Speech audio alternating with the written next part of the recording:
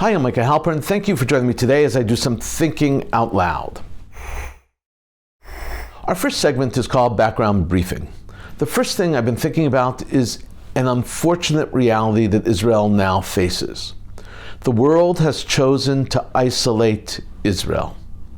Israel is facing isolation in the international arena, across the board, in all disciplines and professions, from the hard sciences to the liberal arts to business and high tech to the world of medicine. Israel has been turned into a pariah. It began when Israel responded to the brutal Hamas massacre. Isolating Israel is not new, but of late, we are witness to a change in momentum. From the signing of the first historic Abraham Accords in 2020 through October 7th, Israel was privy to a surge of diplomatic and business opportunities within the Arab world. Even a deal with Saudi Arabia was on the horizon, and then boom, October 7th. On that day, things changed. Some actually suggest that one of the goals of October 7th, of the Hamas attack itself, was specifically to torpedo the Saudi-Israeli deal. Truth is, isolating Israel will hurt the world much more than it will hurt Israel.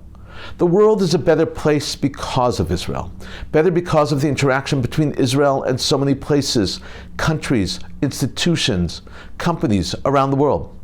Science, literature, dance, music, computers, medicine, technology, and the list can go on and on and on, have benefited from Israel's innovations and inventions, from Israeli daring and Israeli drive, from Israel's fortitude and Israeli friendship.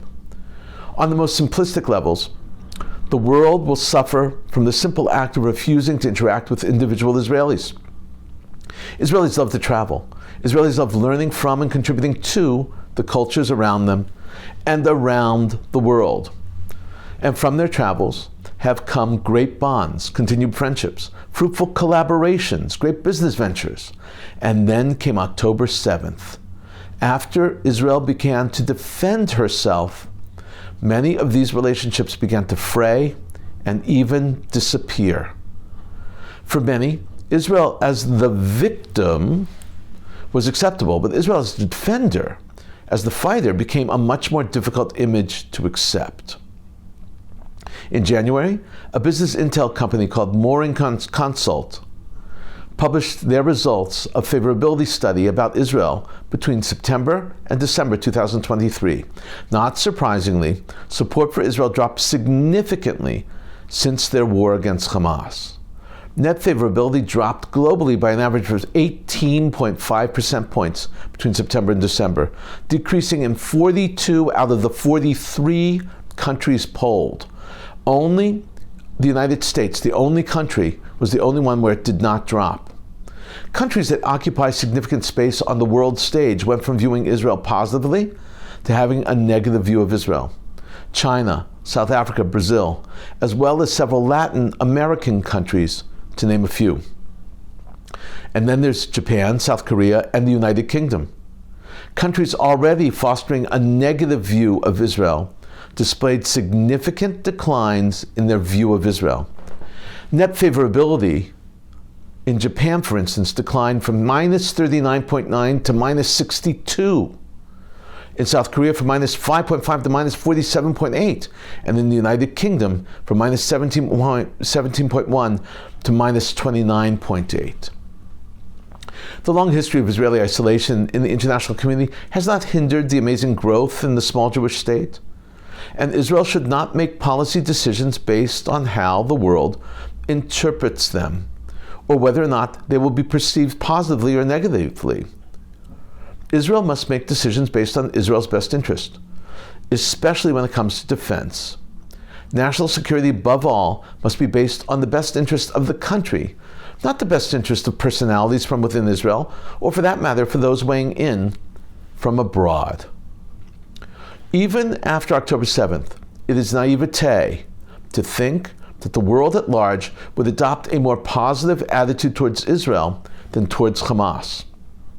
Look no further than the august international body known as the United Nations, the majority of whose members are not in agreement with either the United States or with Western world ideals. They cannot possibly by extension, understand or sympathize with Israel. In the 1960s, the G77 was created in the United Nations. Their common denominator was that each member country was either a former colony or a very poor developing country, or both. Today, there are 134 members of the G77. They're the largest bloc in the United Nations. And they were the force behind the November 10th, 1975 UN Resolution 3379, proclaiming Zionism is racism. The vote then was 73 in favor, 35 against, and 32 abstentions. At the time, Daniel Patrick Moynihan was the United States ambassador to the United Nations. Moynihan delivered a passionate speech in defense of Israel and democracy. It was a speech that then U.S. Secretary of State Henry Kissinger wanted him to mute and tone down. Kissinger thought the speech was too aggressive and would further alienate the U.S. Moynihan carried on as planned. In Moynihan's eyes, he was defending Israel and Western democracy. Before the vote, Moynihan declared, "The United Nations," I'm quoting here, "the United Nations is about to make antisemitism international law," unquote. In his speech against the resolution 3379, he declared, "The United States does not acknowledge, it will never abide by, it will never acquiesce in this infamous act. A great evil has been loosed upon the world," unquote. There will be time enough to contemplate the harm this act will have done the United Nations. Historians will do that for us, and it is sufficient for the moment only to note one foreboding fact. A great evil has been loosed upon the world. The United States of America declares that it does not acknowledge, it will not abide by, it will never acquiesce in this infamous act. Thank you, Mr. President.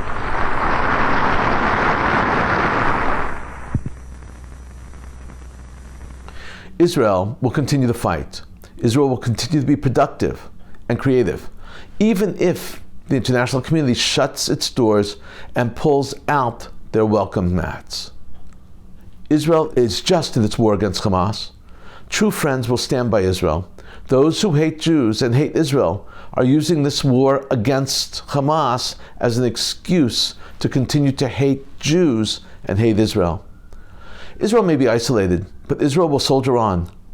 It is the world that will suffer the greater loss. Of that, I have no doubt. Coming up next, Points of View. First up is a column from the Wall Street Journal that was published on February 26, 2024, and it's written by Rebecca Sugar, and it's entitled Hamas's Agricultural Terrorism. Subtitled, "The group also attacked farms on October 7th, aiming to harm Israel's food supply and break the community." The byline is Nachal Oz, Israel. She begins, "For a week following Hamas' October 7th attack on Israel, the stench of 300,000 rotting chickens rose from Kibbutz Alumim, 2 miles from the Gaza border. 3 coops were burned to the ground, but they weren't the source of the smell.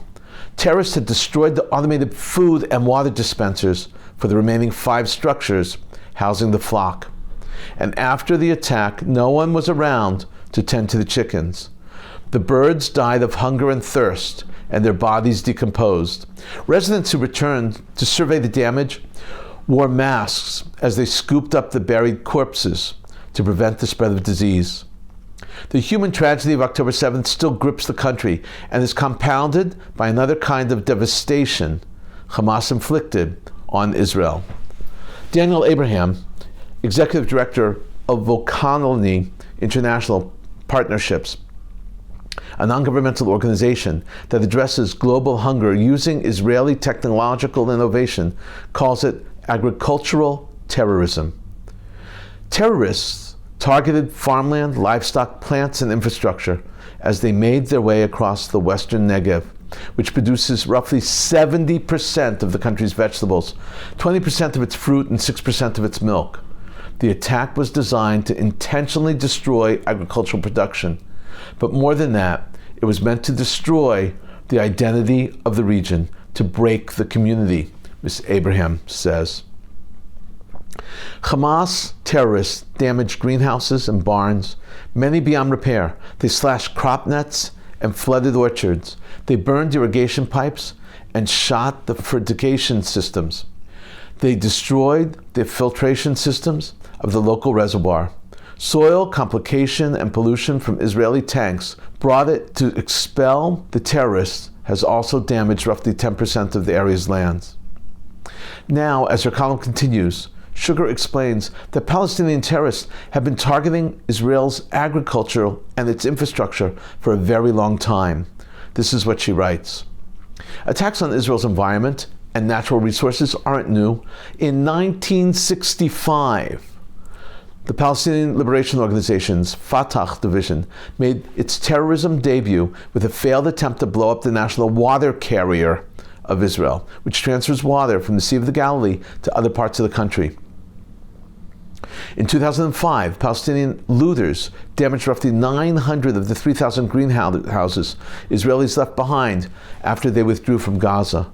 In 2018, terrorists launched more than 800 incendiary balloons from Gaza, setting fire to 6,100 acres of agricultural land in the Negev. Raids on the country's northern farm and arson in its forest have become regular occurrences. Sugar now explains that the Negev in the south of Israel is the breadbasket of Israel, and even though the Negev was the target of terror, it will soon be rebuilt. This is how she explains it. Today there are 250 milking cows in Nachalos. Though not as many as before, Hamas killed 30 of them. Those that survived went unmilked for 9 days. Many developed mastitis, a painful condition that contaminated their milk and killed 70 of the herd. Some that have recovered still aren't producing milk. Trauma from the sounds of explosions, gunfire, which Ms. Abraham calls the soundtrack of October 7th, seems to have suspended their production. Mr. Freibach and his farmers will take care of them. Keeping busy is helping workers recover as well. As she comes to her conclusion, Sugar quotes Israeli founding Prime Minister David Ben-Gurion. Ben-Gurion firmly believed that the future of Israel was in the Negev. This is what she writes. Israel's first Prime Minister, David Ben-Gurion, once said that Israel's future lies in the Negev. Arba Levin, chief business developer of Mishkei HaNegev Holdings, a consortium of the region's kibbutzim, agrees. He is from Erez, a kibbutz with avocado orchards that abut the fence with Gaza. The military evacuated the residents of Erez, but Mr. Levin insists that they will return when security returns to the area. Every meter that they give back to us, we will farm, he said. The region is going to flourish again. This is just the beginning. You know, that expression about when life gives you lemons, you make lemonade? Israelis will persevere, and the Negev will flourish again. Next up is an editorial from the Wall Street Journal again, and it was published on February 28th, 2024, and it's entitled, Berkeley Lets Loose an Anti-Semitic Mob. Subtitled, Rioters Attack Jewish Students and Leaders Claim to be Helpless. This is how the Wall Street editors begin. Anti-Semitism took a frightening turn Monday at the University of California, Berkeley, where a pro-Palestinian mob surrounded a campus auditorium, broke a window, harassed Jewish students trying to enter the building. Israeli lawyer Ron Bar Yehoshaphat was invited by the Jewish student group to address the subject of Israel and international law. This included the rules of wartime conduct and how Israel, the Israeli Defense Forces, can better protect civilians, according to an Instagram post by the students supporting Israel at Berkeley. But the speech never happened, as besieged Jewish students gathered inside a nearly empty auditorium in the Zellerbach Playhouse, while some 200 protesters chanted Intifada and Free Palestine and banged on windows, surrounding and shouting at those trying to enter. Students and the speaker were evacuated for their personal safety. The editorial describes some of what happened at Berkeley. It's bone-chilling. The editors continue. Shouting down unpopular speakers is common on campus, but the vitriol directed at students sets this incident apart. One student, captured on video clip, said the protesters shouted "Jew, Jew, Jew" in his face and spat on him. Other students reported heckling and harassment as they tried to get past the mob. There's no way to know how many other students stayed away out of fear of the mob or social ostracism merely for showing up. Pay attention to how Berkeley's chancellor explained what happened at the university's preparation and response to this event. She chose this comment alone, and with this comment, she should actually lose her job. The editorial continues. In a statement after the event, Berkeley Chancellor Carol Christ and Executive Vice Chancellor Benjamin Hermelin wrote that the incident violated not only our rules, but also some of our most fundamental values. The letter that notes that the university took precautions to add security, including campus police. They said the goal was to keep students safe and to let the event go forward, but it was not possible to do both, given the size of the crowd and the threat of violence. Now the editorial concludes with a simple condemnation of Berkeley leadership. That's some admission, the editorial writes. When the hate directed at Jewish students on campus is so extreme that the university can't protect them, the failure rests with the school's officials as much as with the harassers. All the more so if the offenders aren't punished with suspension or expulsion. Progressives claim that being anti-Israel or anti-Zionism isn't the same as being anti-Semitic. Tuesdays at Berkeley shows how dishonest that claim is. Shame on you, Berkeley. All of you. Thank you for the Wall Street Journal for not being afraid to point fingers at this terrible atrocity at Berkeley. Coming up, commentary through cartoons where pictures tell the story. I want to show you 7 cartoons today. No memes, no headlines today. All of the cartoons deal with Israel's war in Gaza. 6 treat Israel negatively. 1 is positive about Israel. That seems to be the most standard right now. Nowadays, almost all cartoons in the political arena are attacks against Israel.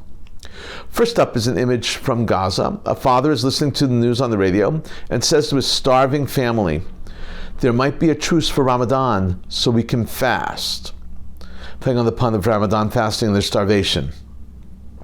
Next is an Israeli tank with rockets and fighter jets all around attacking Gaza, and the Israeli soldier in the tank says, "We still feel threatened," as if to say that this is some sort of parallel. The image gets worse and worse and worse. Here, an evil-looking Bibi Netanyahu holds a rocket above the Gaza health system, above a patient. The bomb is actually linked to an IV line.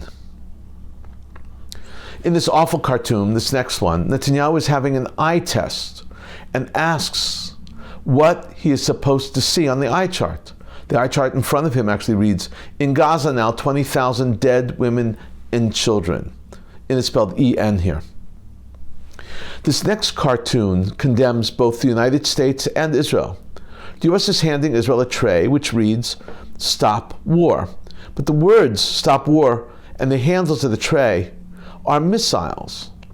In other words, the U.S. says stop, but continues to provide Israel with weapons. This last awful cartoon is entitled "Toast to International Court of Justice Genocider." Netanyahu says cheers with a glass of cider. The pun here is that the artist is calling Netanyahu a genocider from cider. Now finally, a pro-Israel, or at least not anti-Israel cartoon. This cartoon condemns Hamas. In the cartoon, the 2 red-headed brothers, Ariel and Kfir Bibas, kidnapped by Hamas and still in Gaza, are sitting on the ground. Behind them is a board with stick numbers. The title of the cartoon reads, "Ariel and Kfir Bibas, 145 days in Gaza." And Ariel, the older of the brothers, says, "I only know how to count to 10. Just heartbreaking. In a moment, more of my own perspective and a few predictions. Ukraine has rebuffed Pope Francis's call to negotiate an end to the war with Russia. Ukrainian President Vladimir Zelensky explained that the pontiff was engaging in virtual mediation, and the Ukrainian foreign minister said that Kyiv would never capitulate. Pope Francis had said that when things were going badly for a party to a conflict, one had to show the courage of the white flag and negotiate.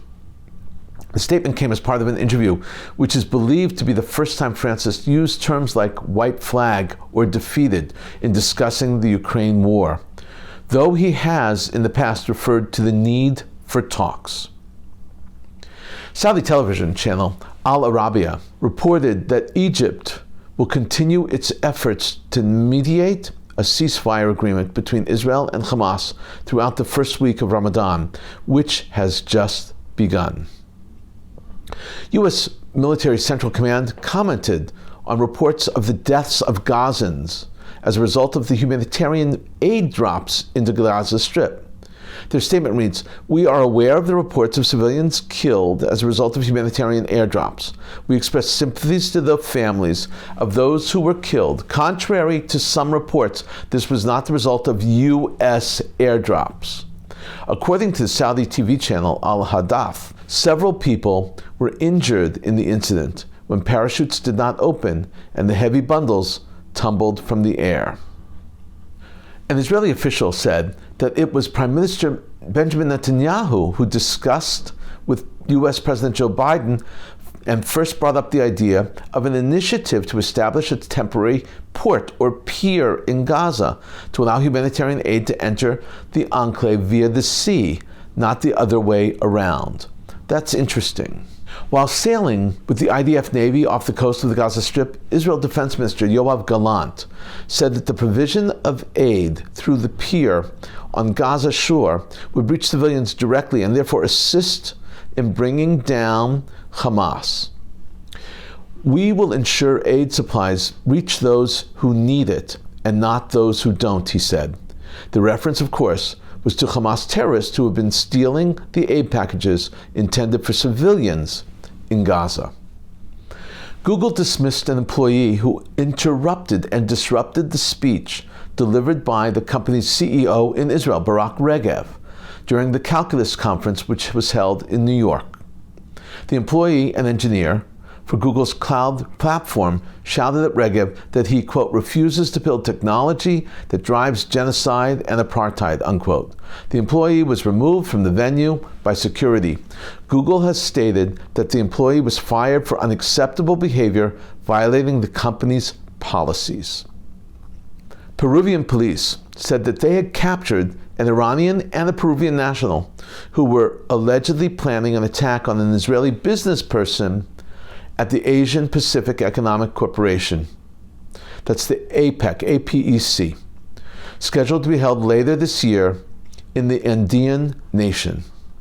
Peru's police chief, Oscar Arreola, told the press conference that the arrests were made after an investigation in coordination with international intelligence agencies, which proved sensitive information about an Iranian citizen who arrived in Peru that began in March. His arrival was in March, and Arreola said, and I'm quoting here, "We had to act quickly because today the Iranian was set to return to Iran after forming the terrorist cell to wipe out an Israeli national," unquote. That person was actually going to participate in the APEC event. Arreola identified the 56-year-old Majid Aziz as a member of the Iranian Revolutionary Guard's elite Quds force who has been living in Peru since 1997. We've been thinking out loud about a lot today. Now that you know what I've been thinking, let me know what you're thinking. Email me at micah@jbstv.org.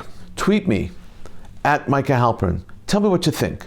Before we end, let me leave you with one picante piece of information. There's a story, a true story actually, because I went and researched it to find out who the person was and who the people were, and I actually found who they were. It's the real thing. A young man served in the Israeli army as a sniper before he was married.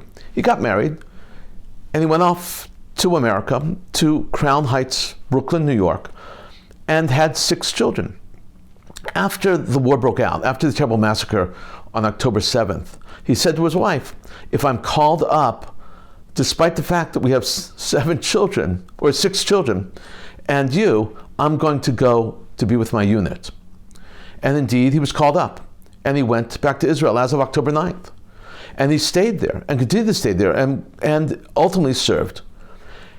And he was given a leave of absence. 2 weeks, he had 2 weeks notice that he was going to be off for 3 weeks. And in those 2 weeks, he was very excited because he was hoping to be able to bring his wife and 6 children to Israel to see him. But the cost was prohibitive. So we called El Al and they said, well, we'll give you a 25% break on the tickets. That wasn't enough. It's still terribly prohibitive.